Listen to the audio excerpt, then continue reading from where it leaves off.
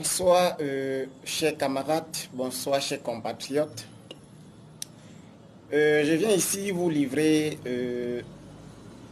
ce que nous appelons l'appel du 29 septembre 2012 lancé par le MRC et son président Maurice Kamto, pour que vous puissiez être capable de comprendre en intégralité le contenu de l'idéologie du MRC, au-delà de ce que peut raconter celui-ci, le régime, ou de ce que peuvent dire certains intellectuels recrutés par le pouvoir de Yaoundé pour saboter toute action visant à la reconstruction du Cameroun à travers une démarche démocratique. C'est vrai, on peut aujourd'hui dire tout du mouvement pour la renaissance du Cameroun, mais la vérité est que ce parti politique a connu beaucoup de ses militants à travers son programme politique qui arrivait comme le tout premier véritable programme politique du Cameroun, ou du moins l'un des programmes les plus partagés par une frange partie de la population. Et c'est d'ailleurs pour cette raison que moi j'ai adhéré au MRC.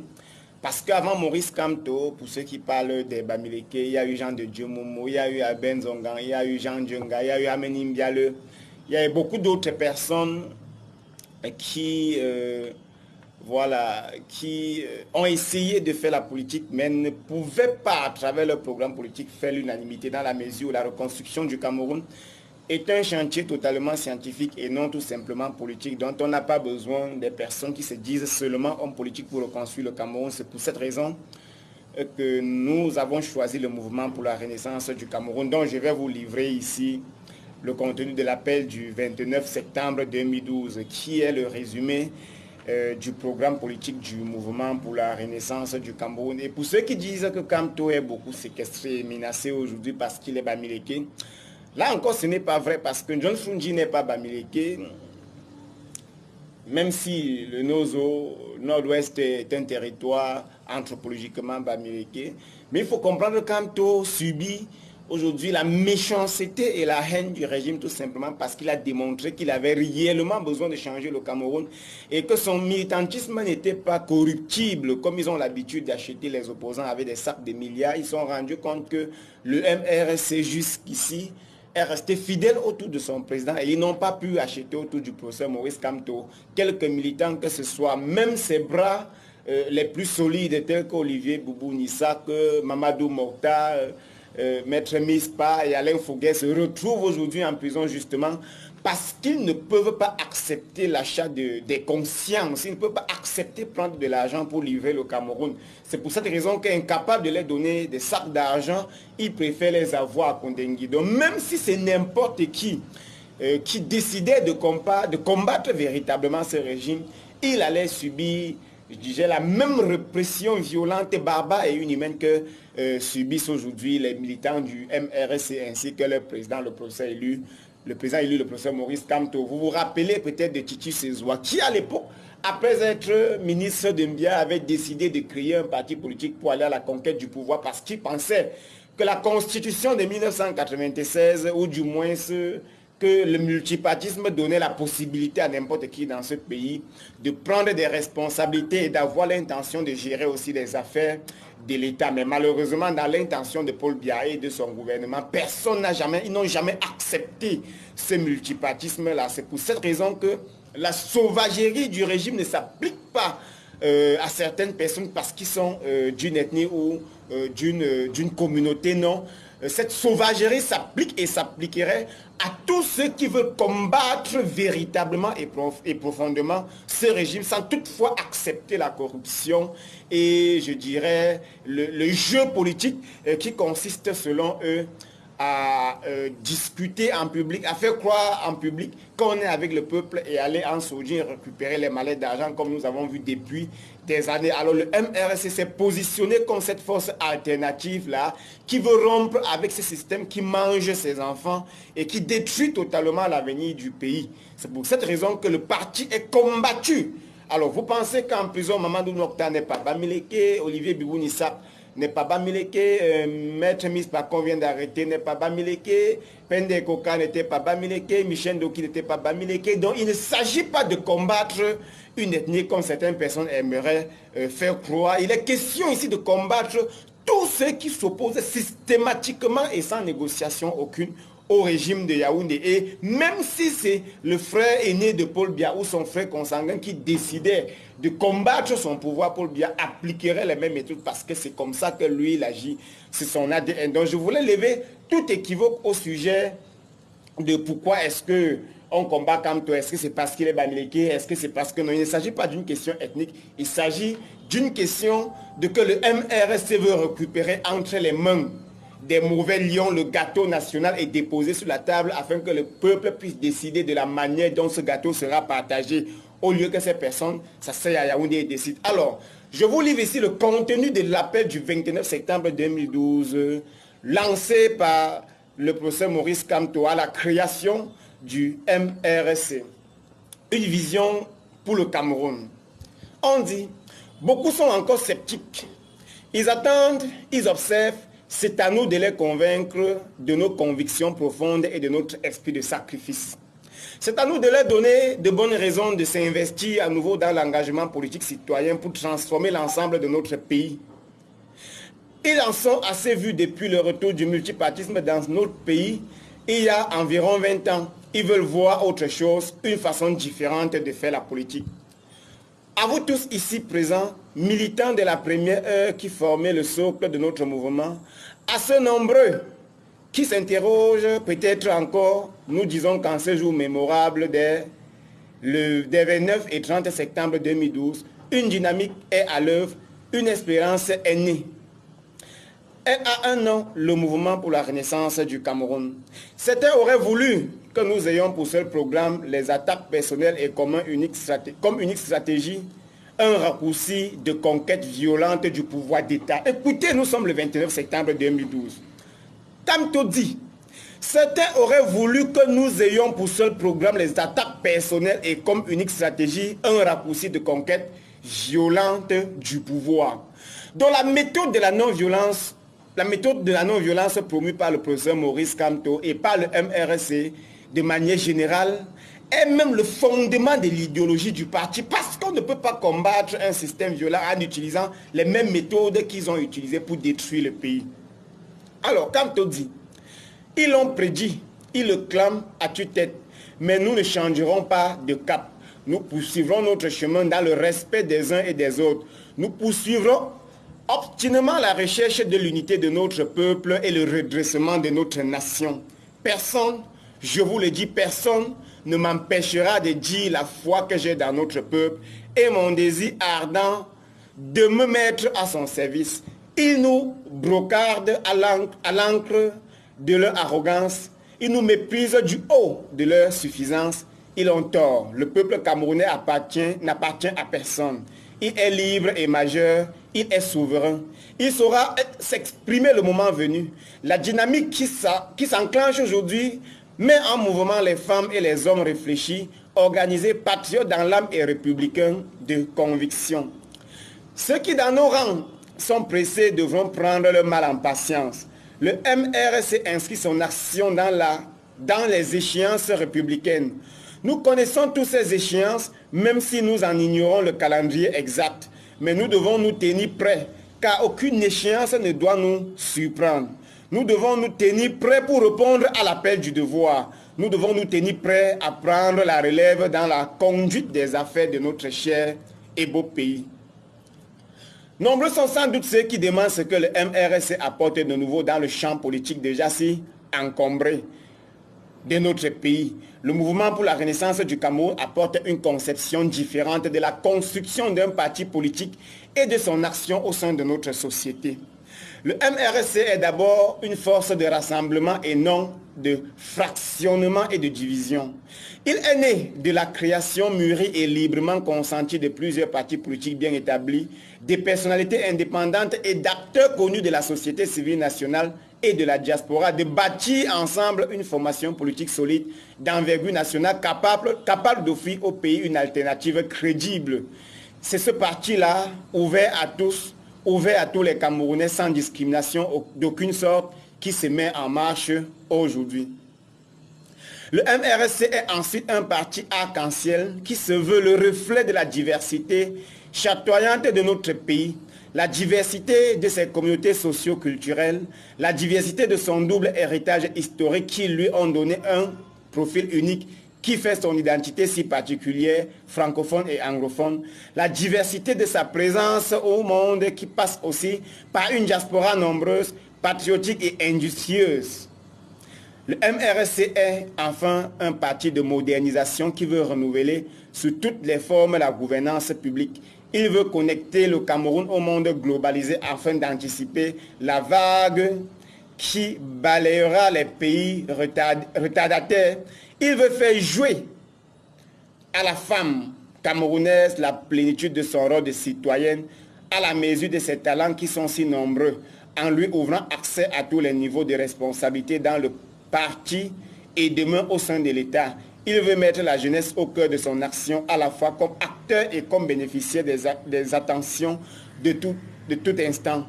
Dans cet esprit, nous travaillons à la promotion de la parité homme-femme dans notre parti, l'objectif étant d'avoir le plus rapidement possible un maximum de candidatures de femmes au MRS et aux fonctions électives. Dans le même esprit, les jeunes comme les femmes feront partie de toutes les structures dirigeantes du parti et ne seront pas confinés dans les organisations annexes parallèles. Il ne tient donc qu'aux urnes et aux autres de prendre toute leur place au sein de notre parti.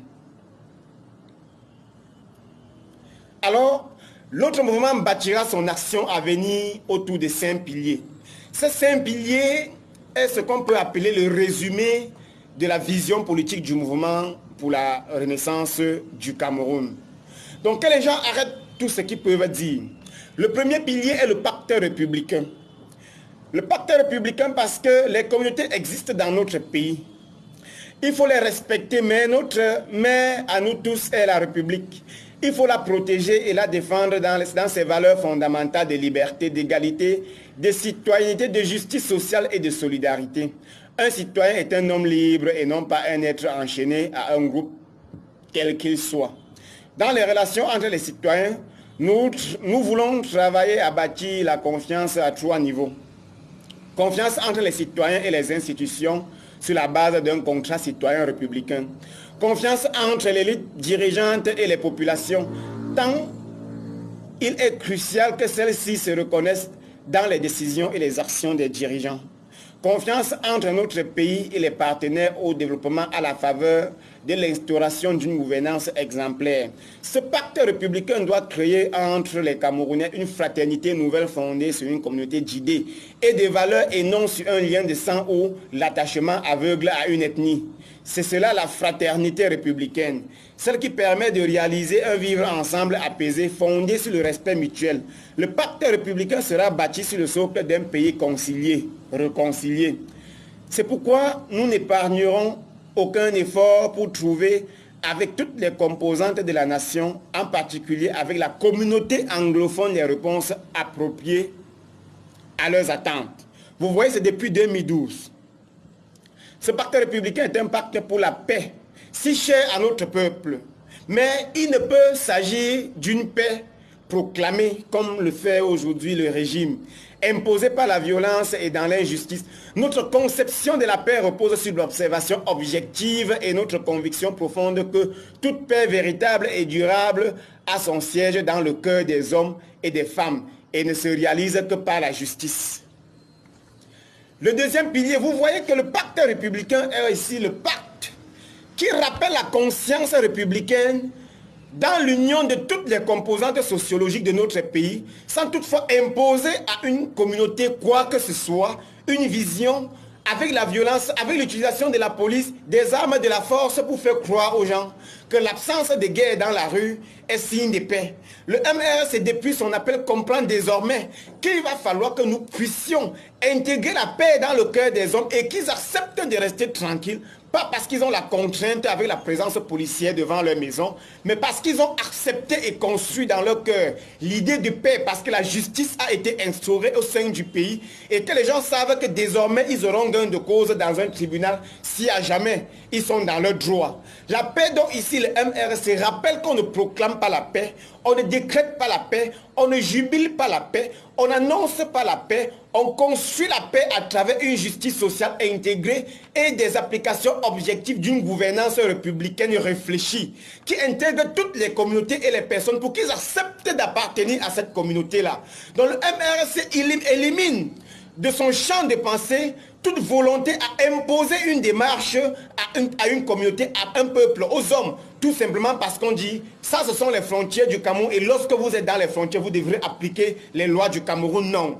La gouvernance, ça se négocie, ça s'arrange, ça se discute, c'est du consensus. La paix, ça se construit, elle se trouve dans l'esprit des hommes et pour que la paix entre dans l'esprit des hommes, il va falloir l'intégrer à travers la justice. C'est pour ça que le MRC, depuis 2012, rappelait déjà que la manière dont, ou la manière par laquelle les communautés ont été gérées dans ce pays, cette manière-là ne pouvait apporter que des guerres dans le futur. Et vous voyez aujourd'hui la révolte des anglophones, les mouvements qui se créent au nord et que l'État tente par tous les moyens d'étouffer à travers des décrets ou des arrêtés ministériels. C'est cette paix qui n'est qu'une chimère, qui n'est qu'une imposition ou la traduction d'une peur de la violence policière que le MRC refuse, parce que c'est dans l'esprit des hommes que naît la guerre et c'est dans l'esprit des hommes qu'il faut combattre la guerre. Et on ne combat pas la guerre dans les esprits des hommes avec des armes, mais avec une justice sociale et une gouvernance établie et équitable. Voilà l'appel du MRC en 2012. Ça, c'était le pilier républicain. Donc, dans le pilier républicain, dans le pacte républicain, le parti rappelle que le Cameroun a plusieurs communautés. On a une historicité très complexe. On a une double identité née d'abord d'une colonisation francophone et d'une colonisation anglophone, pour ne pas dire anglaise. Et on a une antériorité qui nous inscrit dans une colonisation britannique. Et il va falloir tenir compte de toutes ces réalités historiques afin de bâtir une république exemplaire fondée sur les données sociologiques et anthropologiques sans toutefois s'inscrire dans l'exclusion des communautés ni dans leur assimilation à une république de facade construite à Yaoundé par des hommes qui n'ont aucune vision anthropologique et globale de la société camerounaise. C'est un chantier totalement scientifique que le MRC proposait ici pour bâtir le Cameroun et cela s'inscrit en droite ligne dans le premier pacte qui est le pacte républicain de son programme politique. Il va falloir que nous puissions comprendre.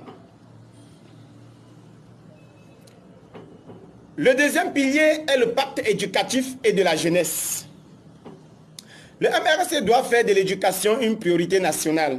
La démocratie comme le développement se bâtissent avec les citoyens bien éduqués et bien formés. Éclairés et mobilisés, il n'y a pas de démocratie sans démocrate. Et la démocratie n'est meilleure que lorsque le peuple ne se laisse pas abuser par des mots. Lorsqu'il exerce de façon éclairée son pouvoir de souverain. Le développement ne se réussit qu'avec des femmes et des hommes formés au milieu de la science et de la technologie, créatifs et portés à l'innovation permanente. La formation scientifique est transformée en richesse, source... Non, écoutez, je reprends sincèrement. Le développement ne se réussit qu'avec des hommes et des femmes formés au meilleur de la science et de la technologie, des hommes créatifs et portés à l'innovation permanente. La formation scientifique est transformée en richesse, source du bien-être collectif, nos extraordinaires ressources naturelles, mais aussi de créer des richesses nouvelles à partir de ces ressources de l'intelligence. Le MRC entend proposer au pays, le moment venu, un plan alternatif pour une éducation centrée sur la maîtrise de la science et de la technologie dès le cycle de l'éducation de base et orientée vers les résultats mesurables.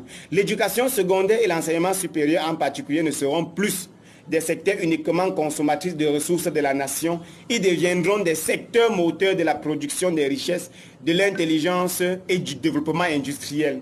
Donc le parti appelait ici en 2013 déjà à la réforme du système éducatif.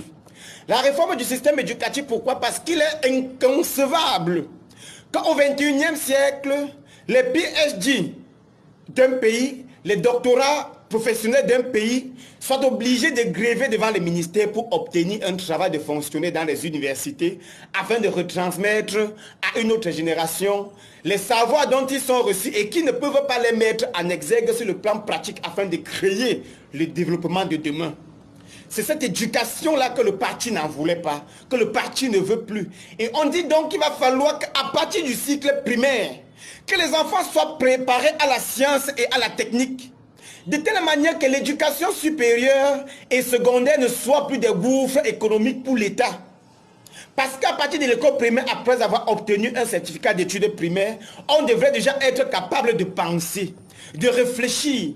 Hier, nos parents, avec un BPC, travaillaient comme cadre dans des entreprises parce que ce BPC, ce cap, autant pour moi, les caps à l'époque, étaient porteurs de savoir technique. Alors aujourd'hui, on a des bacs, des licences, des masters, des doctorants qui sont obligés de gréver pour demander un poste de fonctionnaire. C'est une éducation ratée. Alors, la question de l'éducation est une dimension du pacte jeune. Ce pacte jeune est un défi au présent et un pari sur l'avenir. Défi au présent parce qu'il s'agit de rechercher dès maintenant les solutions les plus efficaces au problème du chômage massif, endémique et intolérable des jeunes, d'apporter les réponses au problème du taux de déperdition inacceptable des jeunes sortis de nos écoles et universités et qui finissent pour la plupart en chômeurs déguisés en exerçant des emplois précaires sans apport avec leur formation. Après tant d'années de sacrifices pour eux-mêmes, pour leur famille et pour la nation tout entière. C'est autant de talent et d'énergie perdus pour le développement du pays. Sans attendre d'être en capacité de gouverner, le MRSE veut travailler avec ces jeunes dans les quartiers de nos villes, dans les villages partout où ils se battent pour se former et pour se poursuivre afin de trouver avec eux les réponses des innovations qui permettent de préserver leur dignité. Une première piste pourrait être la création d'un service national de solidarité pour le développement du Cameroun. Il serait un cadre de brassage et d'expression de la solidarité multiforme entre les régions du pays et entre les générations et les différentes couches de population. Il s'agit également d'un cadre transitoire de recadrage ou de réajustement de la formation initiale des jeunes diplômés en fonction des besoins du marché de l'emploi. Il pourra constituer par ailleurs le cadre d'accueil de certaines initiatives des jeunes d'ici comme de la diaspora qui agissent pour l'instant de façon isolée pour apporter leur solidarité à nos compatriotes, en particulier ceux des zones rurales, notamment sans fort ni soins de santé spécialisés. Vous voyez, le développement ne se ramasse pas au carrefour. Ça se construit, ça se bâtit. C'est pour ça qu'à chaque fois que les gens vous ouvrent les débats sur les origines ethniques et tribales des Camerounais, renvoyez-leur lire les programmes politiques des différents partis et demandez-leur de s'intéresser aux programmes politiques que de s'intéresser aux hommes. Donc je vous ai livré ici les deux premiers piliers du MRSC, le pacte républicain et le pacte éducatif et de la jeunesse. Et il nous restait le pacte productif, le pacte patriotique et stratégique avec la diaspora, le pacte de solidarité qui est le dernier pilier, que je vais vous livrer dans les jours à venir parce que je n'aime pas faire des directs qui mettent 3 heures, 4 heures. Mais vous pouvez retrouver tous ces documents dans le site du Mouvement pour la Renaissance du Cameroun. Gratuitement, vous allez entrer en possession du programme de notre parti politique et cela vous permettra de comprendre qu'au-delà de ce qu'on peut raconter autour du professeur Maurice Kamto et des alliés du MRSC, la volonté première qui se trouve dans l'appel du 29 septembre 2012 est d'inscrire le Cameroun sur un chemin de développement, de modernisation et que nous sortons de ces retards que le régime de Yaoundé nous a occasionnés durant 38 ans et qu'aujourd'hui on soit encore capable de tomber sur les escaliers roulants à Douala parce qu'on n'en avait jamais vu auparavant, alors que les autres pays parlent déjà des satellites, des métros, des industries pharmaceutiques, tandis que chez nous, nous courons encore et nous nous alignons pour découvrir les escaliers qui roulent dans les supermarchés, ce qui date du XXe siècle et que les autres avaient déjà oublié parce qu'on pense déjà aux autres technologies, aux autres formes d'intelligence artificielle. Alors, chers frères et sœurs, je ne vais pas rester long parce que je n'aime pas mettre plus de 30 minutes de tirette. Retenez les deux premières parties des 5 piliers de notre parti politique. Et on va se retrouver sûrement demain à la même heure pour que je vous livre la dernière partie de notre pilier. Et j'appelle tous ceux qui sont engagés aujourd'hui autour du mouvement pour la renaissance du Cameroun de garder le courage et la détermination parce que nous avons abattu au moins 80% de ce combat. Et les 20 autres pourcents actuellement nous appartiennent. Le professeur a assez donné, ses alliés ont assez donné, le directoire a aussi donné sa quantité et il revient à nous militants de ne pas baisser les bras. Il revient à nous militants de nous battre. Beaucoup parce que quand je dis que 70 à 40% de ce combat a déjà été fait, c'est que désormais tous les Camerounais savent que le régime de Yaoundé doit tomber. Même ceux qui sont dans ce régime savent qu'on doit tout faire pour que ce régime tombe. Aujourd'hui, on peut utiliser la fibre tribale, on peut utiliser la violence policière, on peut utiliser voilà, les arrêtés ministériels, on peut utiliser les décrets présidentiels, on peut utiliser les notes, on peut utiliser les bics et les signatures pour interdire. On peut arrêter les gens envoyés en prison, on peut museler les entreprises des militants. Mais la vérité est que 99,99% des Camerounais aujourd'hui savent que ce pays est détruit par le renouveau. Et même ceux qui, jusqu'à présent, continuent à soutenir le renouveau, espèrent que le MRC et tous les autres combattants vrais les aideront à sortir de ce cycle infernal de servitude volontaire. Il va falloir que nous puissions garder le courage et la détermination. Parce que les jours à venir s'annoncent meilleurs. Ne voyez pas tout ce qu'ils font là. Quand j'ai lu l'introduction de la paix du 29 septembre 2012, le professeur Maurice Kamto savait que tout ce qui arrive aujourd'hui va arriver. C'est pour ça qu'il vous disait que personne, je vous dis personne, ne m'empêchera de dire la foi que j'ai pour mon peuple et mon désir ardent de me mettre à son service. Ils nous brocadent à l'encre de leur arrogance. Ils nous méprisent du haut de leur suffisance. Ils ont tort. Le peuple camerounais n'appartient à personne. Il est libre et majeur. Il est souverain. Ceux qui, dans nos rangs, ça c'est Maurice Kamto en 2012, ceux qui dans nos rangs sont pressés devront prendre le mal en patience. Le MRC inscrit son action dans les échéances républicaines. Nous connaissons toutes ces échéances, même si nous en ignorons le calendrier exact. Nombreux sont sans doute ceux qui demandent que le MRC apporte quoi de nouveau dans le champ politique, déjà si encombré de notre pays. Donc le professeur Maurice Kamto savait déjà en 2012 ce qui allait arriver en 2020. C'est pour ça qu'il disait, ceux qui sont pressés de devenir maires, députés, ministres, doivent prendre le mal en patience, à défaut libérer le bateau. Parce que nous ne sommes pas venus poursuivre le système. Nous ne sommes pas venus dans une logique de continuité du système qui détruit le Cameroun. Nous sommes venus avec une nouvelle façon de penser la société. Et il va falloir que nous soyons patients, que nous utilisons les armes stratégiques de science, de paix et de justice pour renverser le régime. Parce que leur seule méthode, leur seule virilité, leur seule méthode de régulation est la violence, est la prédation. Et on ne pouvait pas passer de prédation en prédation parce que depuis 1948, notre peuple a déjà tant sacrifié de personnes, tant sacrifié de morts, tant versé le sang. Il était temps que nous puissions apporter une nouvelle méthode pour vaincre ce régime. Et cette méthode, corps et âme, donnons le meilleur de nous pour que le combat que nous portons soit porté par conviction. Donnons le meilleur de nous pour que le sacrifice qu'a jusqu'ici fait le président Maurice Kamto, les combattants envoyés en prison, ceux qui ont été arrêtés en janvier 2020, ceux qui ont été arrêtés en septembre 2020 et ceux qui sont toujours en train de se faire arrêter, que le sacrifice ne soit pas vain, que le sacrifice ne soit pas versé dans le néant, que le sacrifice ne soit pas perdu, parce que nous avons beaucoup donné pour lâcher, parce que nous avons beaucoup donné pour nous décourager. Vous ne pouvez pas imaginer ce que traversent certains combattants, mais gardez le courage, parce que les méthodes de décapitation du parti sont violentes. Parce que les méthodes de destruction de notre idéologie sont violentes. Parce que les gens sont pourchassés. Parce que les gens sont harcelés. Parce que les gens sont détruits. Parce que les gens sont muselés. Parce que les gens sont effrayés. Mais aussi parce que nous sommes déterminés. Parce que nous nous sommes inscrits dans la résistance. Parce que ce n'est pas être ministre qui est intéressant. Parce que ce n'est pas être président de la République qui intéresse le professeur Kamto. Parce que ce n'est pas être député qui intéresse Olivier Bibou-Nissa. Parce que ce n'est pas être sénateur qui intéresse Sa Majesté Biloa Efa. Parce que c'est construire un nouveau Cameroun qui est le projet. Parce que c'est préparer l'avenir de nos enfants qui est le projet. Parce que c'est rompre avec le cordon ombilical du néocolonialisme qui est le projet. Parce que c'est refaire la pensée collective qui est le projet. Parce que c'est réformer systématiquement les mentalités et la structuration du pays qui est le projet.